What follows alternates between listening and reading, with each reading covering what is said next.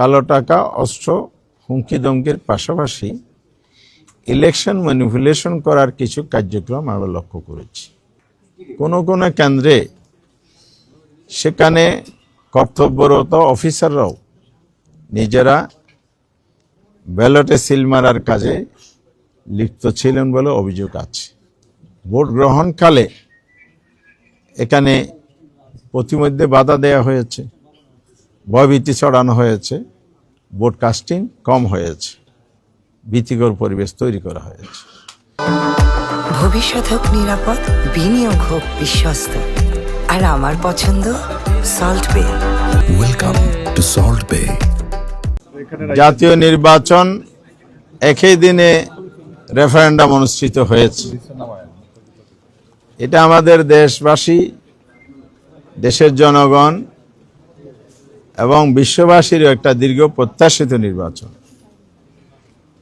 সবারই আকাঙ্ক্ষা ছিল বিগত দিনের যে নির্বাচন, বাংলাদেশের নির্বাচন নামে প্রহসন হয়েছে, সেই জায়গা থেকে আমরা বেরিয়ে এসে একটি সুন্দর নির্বাচন, একটা ঐতিহাসিক নির্বাচন, উৎসবমুখর পরিবেশের নির্বাচন, নানা ভাষায় যে আখ্যায়িত করা হয়েছে, সে নির্বাচনটি অনুষ্ঠিত হবে।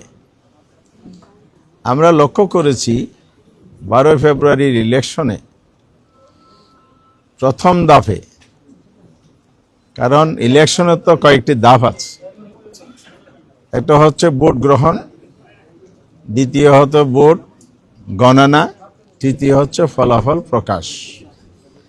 এই 3 ধাপের মধ্যে ভোট গ্রহণের বেলায় আমরা অতীতের তুলনায় কিছুটা গুণগত পরিবর্তন দেখেছি। খুনাখুনি, বড় ধরনের সহিংসতা তেমন দৃশ্যমান ছিল না।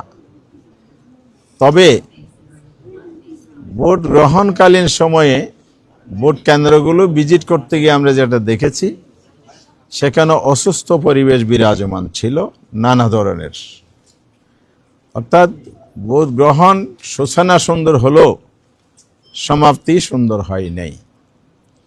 এখানে জাল ভোট হয়েছে প্রচুর, কালো টাকার ছড়াছড়ি হয়েছে এবং কোথাও কোথাও হুমকি ধমকি, সন্ত্রাস, মারামারি অথবা হামলার ঘটনা ঘটেছে।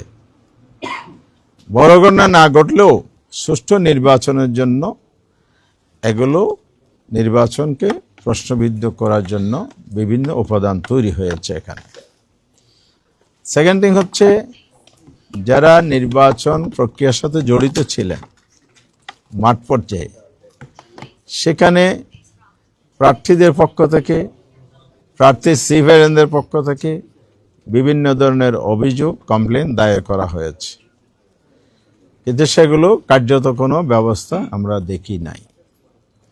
এরপরে আইনশৃঙ্খলা নিয়োজিত বাহিনী, যৌথ বাহিনী, এখানে অস্ত্র উদ্ধারের জায়গাটাও আজকের কমিশনও একই কথা বলেছেন যে এখনো 4 শতাধিক পিস্তল হারানো উদ্ধার হয়নি, কিছু অস্ত্র উদ্ধার হয়েছে, আর অবৈধ অস্ত্র তো আছেই। সব মিলে এই জায়গাটাও নির্বাচনের মধ্যে প্রভাব তৈরি করছে, এই অস্ত্রগুলো ভূমিকা রেখেছে, আমাদের কাছে রিপোর্ট আছে।